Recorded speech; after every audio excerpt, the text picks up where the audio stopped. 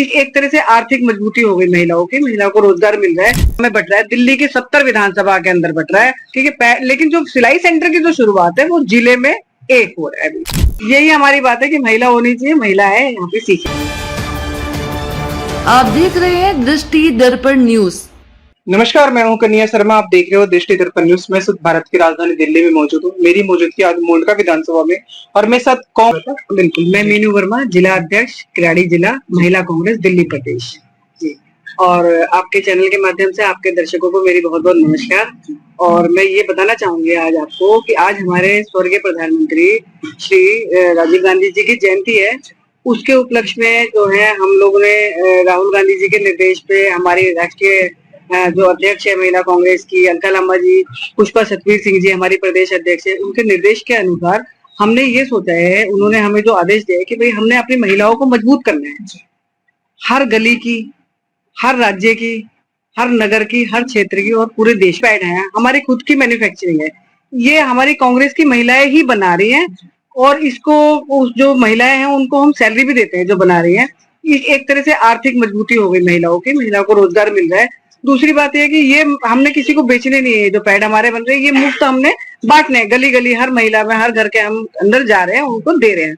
तो इससे क्या होता है कि जो आज भी जो कुछ औरतें हैं, कुछ महिलाएं हैं, उनको थोड़ा सा आर्थिक रूप से वो दिक्कत है, जिसकी वजह से वो आज भी कपड़ा यूज करने पे मजबूर है।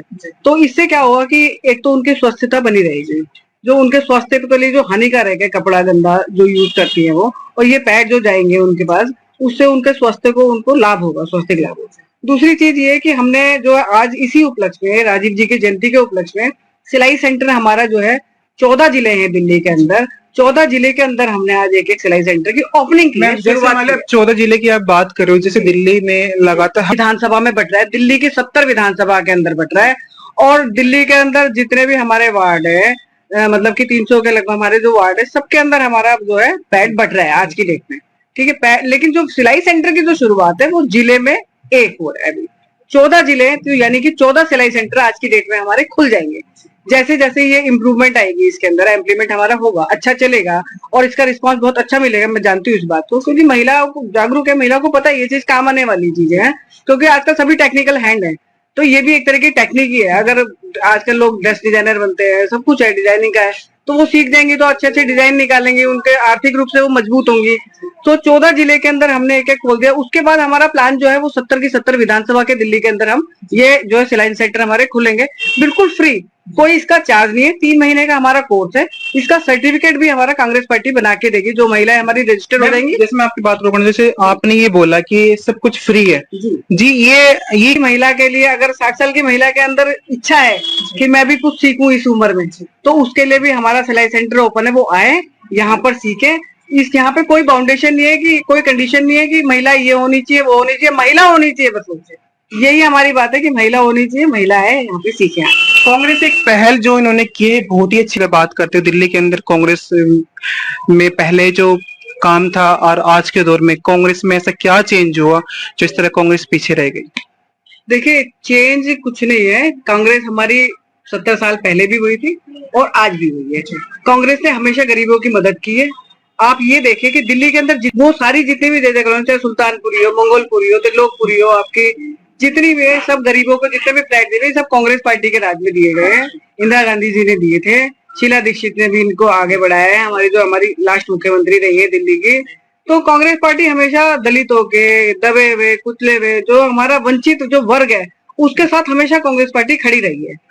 आप देखिए आज की डेट में क्या हो रहा है, जगह जगह बुलडोजर, जगह जगह बुलडोजर। दिल्ली के अंदर झुग्गियां बेचारे कितने 50-50 साल से रह रहे थे, उनको तोड़ दिया। आप तोड़िए, हम ये नहीं मना करते। रेलवे की जमीन है, आपने लोगों को हटाया, झुग्गियों को हटाया, लेकिन आपका फर्ज ये था कि उनका पुनर्वास का पहले आपको सोचना चाहिए था, कि उनको उजाड़ने से पहले उनको कहीं बसा दें। कांग्रेस ने अपने टाइम पे लोगों का घर बसाया जी लोगों, चाहे वो स्कूल है, चाहे वो सड़कें हैं, चाहे फ्लाईओवर है, मेट्रो के पुल है, वो सब शीला दीक्षित जी की सरकार के अंदर हुआ है। विपक्ष वालों को, मैं इनको बीजेपी वालों को ये कहना चाहती हूँ कि आप जो आज की डेट में बेच बेच के खा रहे हैं ना, अंबानी को, अडानी को, जो भेल सेल, एयरपोर्ट और आपके पोर्ट जितने भी इन्होंने बेचे, ये सब कांग्रेस की सरकार ने बनाए हुए थे। आज भी दिल्ली के अंदर 70,000 फ्लैट कांग्रेस के बने हुए रखे हुए हैं, जो ना तो केजरीवाल सरकार ने किसी को आवंटित किया, ना बीजेपी की सरकार ने किसी को आवंटित किया। तो ये बताइए कि ये नुकसान किसका है? ये आम जनता का नुकसान है कि बने बनाए 70,000 फ्लैट उन्होंने खराब कर दिया। और आप हैं तो मैं एड्रेस देती हूँ, जाइए जाके देखिए, शाहबाद डेयरी में देखिए, टिकरी बॉर्डर पे देखिए, सावदा कॉलोनी में देखिए, कितने फ्लैट, इतने बने बनाए तैयार फ्लैट, लेकिन एक भी किसी गरीब आदमी को मैम जैसे दिल्ली के अंदर झुग्गियां टूटी, अगर वो चाहें तो देश की राजधानी मुख्यमंत्री अगर चाहें तो उन झुग्गियों को तोड़ने की बजाय आप उनको घर दे सकते थे, पर उन्होंने ऐसा क्यों नहीं किया? लगातार एक सवाल है, जैसे आपने बोला फ्लाईओवर का उद्घाटन किया था हमारे देश के प्रधानमंत्री जी ने, उसमें थोड़ा सा आपको ये पता ही होगा, जैसे दिल्ली की तमाम कोई मीडिया वहां पे नहीं गई, पब्लिक की बात। इतने डरपोक प्रधानमंत्री जी है हमारे, मन की बात तो करने वो आ जाते हैं, लेकिन मीडिया वालों का मुकाबला करने नहीं आते हैं वो। उनको मन की बात करनी हो तो रिकॉर्ड करेंगे, भेज देंगे मीडिया में, चल जाएगा वो चीज, भाषण देंगे, दे देंगे। अब तो उन्होंने आरएसएस को भी एनजीओ बता दिया है, जबकि आरएसएस एक बैन संगठन था। सरदार पटेल जी ने उनको बैन कर दिया था। अगर वो होते आज की डेट में तो ये संगठन वो नजर नहीं आता। लेकिन ठीक है, जो भी है, प्रधानमंत्री जी से यही कहना चाहूंगी कि आप बिना डरे एक बार मीडिया के सामने एक बार प्रेस कॉन्फ्रेंस करके देखिए, हमारे राहुल गांधी जी के सामने आपने बैठ के देखिए, तर्क वितर्क करिए, तो पता लगेगा कि आपने क्या किया और राहुल जी ने क्या किया है।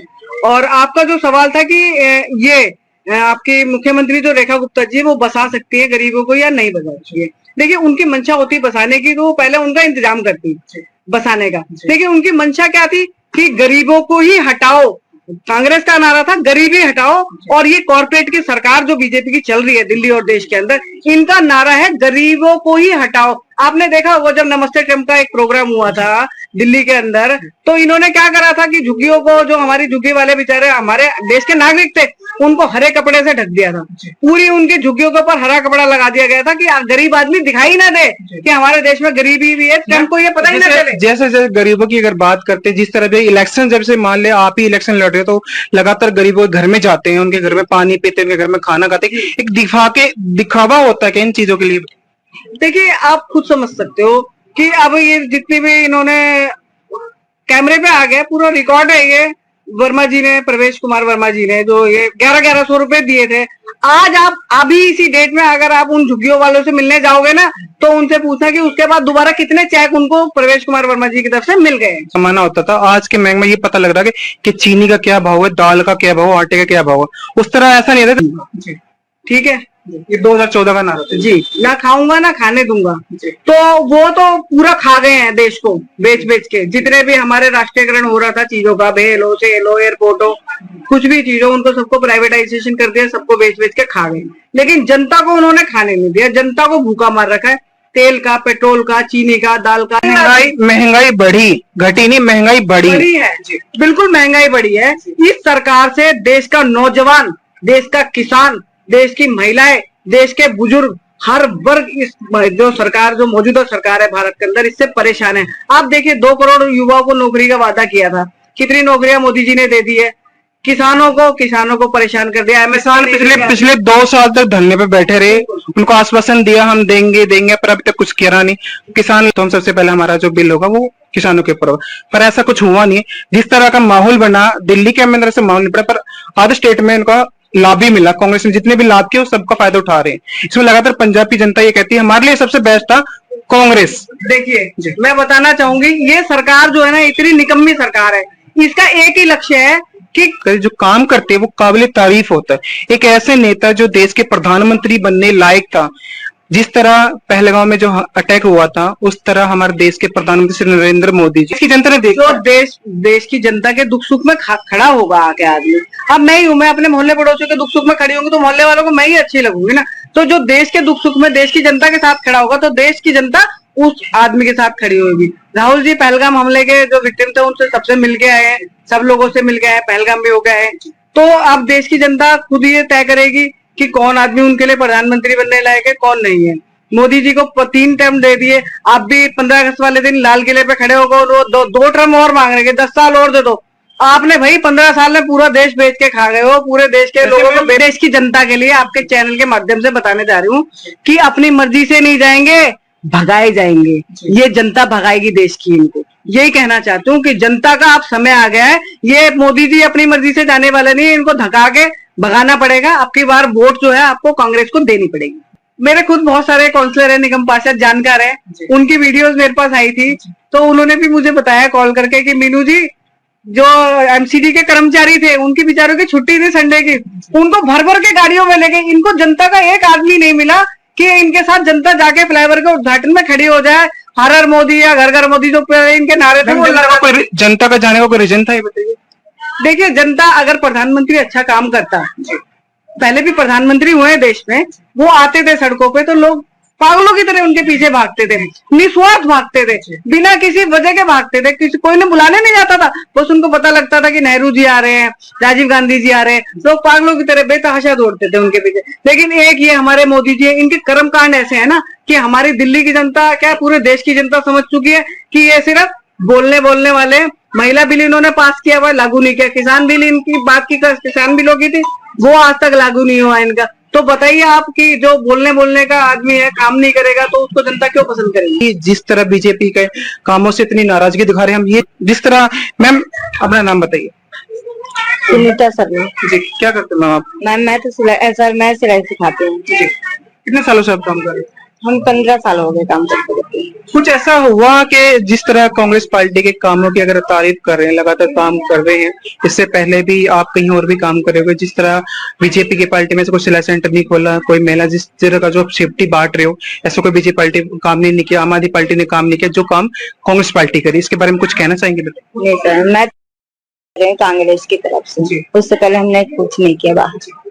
धन्यवाद। मैम अपना नाम बताइए। सावित्री मिश्रा जी, कांग्रेस अध्यक्ष पुष्पा जी ने हमको बनाया था, यहाँ का प्रभारी बनाया है किराड़ी जिला की। तो हम लोग यहाँ आए हुए हैं, अपना मशीन चालू करवा रहे हैं, कांग्रेस की तरफ से अपना मशीन चालू हो रहा है, सिलाई मशीन। यहाँ हर अपना 3 महीने का अपना महिलाएं सब सीखेंगी और उनको कांग्रेस की तरफ से उन लोगों को सर्टिफिकेट दिया जाएगा और सैनिटरी पैड बांटा जाएगा। यहाँ हर महीना मिलेगा, यहाँ पे फ्री, कोई इसका चार्ज नहीं है।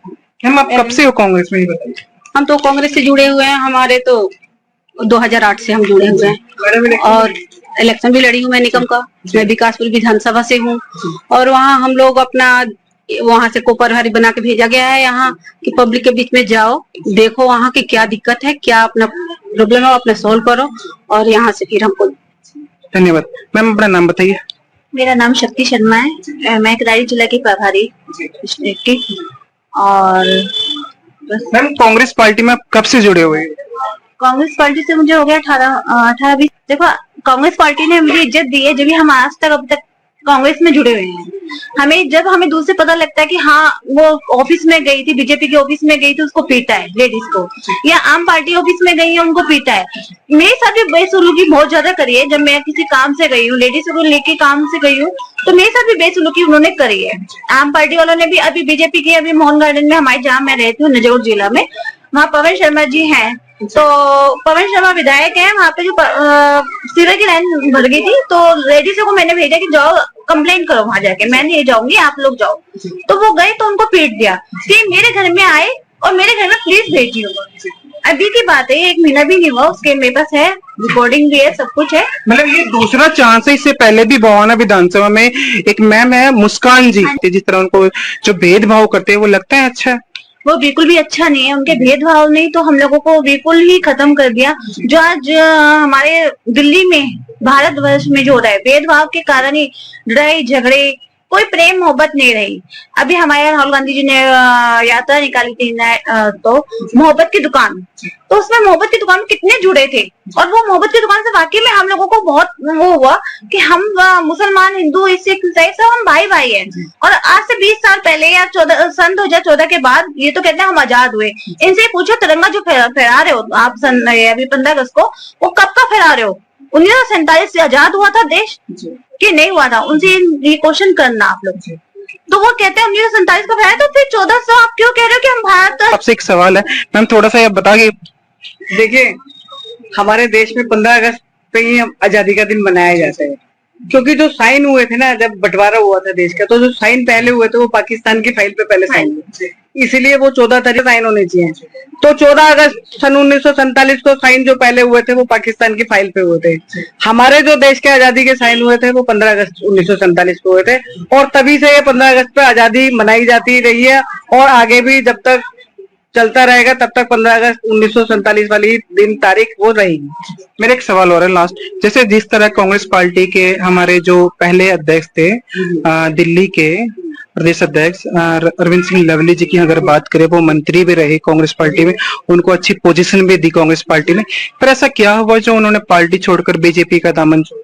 देखिए ये छोटे मोटे खटपट होती रहती है। अरविंदर सिंह लवली जी हमारे नेता रहे हैं और मुझे मालूम है, मुझे पूरा विश्वास है कि वो पार्टी में वापसी करेंगे। जिस तरह कांग्रेस घर में छोटे मोटे मतभेद होते हैं, लेकिन मैं एक ही बात कहना चाहूंगी, कांग्रेसी ही रहेगा। ठीक है, कहीं भी रहे वो, उसकी विचारधारा कभी नहीं बदल सकती है, चाहे वो अरविंदर सिंह लवली हो, चाहे वो हमारे मध्य प्रदेश के कुंवर साहब हो, ठीक है ना, चाहे कोई भी हो, कांग्रेसी ही रहेगा।